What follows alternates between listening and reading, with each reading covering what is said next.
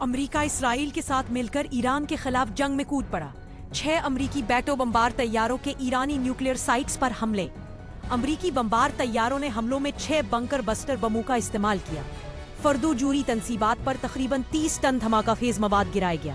ایرانی جوری مقامات پر 30 ٹومہاک میزائلوں کا بھی استعمال۔ ایرانی حکام کی فردو سمیت تمام 3 جوری تنصیبات پر حملے کی تصدیق۔ امریکہ نے ایران کی تنصیبات پر بڑا حملہ کیا۔ اب بھی وقت ہے ایران امن کی طرف لوٹ آئے ورنہ سانحہ ہوگا۔ ایران پر حملے کے بعد امریکی صدر کی دھمکی۔ کہا مزید سخت حملے کریں گے، امن نہ ہوا تو درستگی کے ساتھ دیگر ہدف کی طرف جائیں گے۔ اب یا تو امن قائم ہوگا یا سانحہ ہوگا۔ ایران کا جوابی وار اسرائیل پر میزائل داغ دیا۔ تل ابیب میں دھماکے، سائرن بج اٹھے۔ ایٹمی تنصیبات پر امریکی حملہ UN چارٹر کی خلاف ورزی ہے۔ حملوں کے سنگین نتائج برآمد ہوں گے، ایرانی وزیر خارجہ نے خبردار کر دیا۔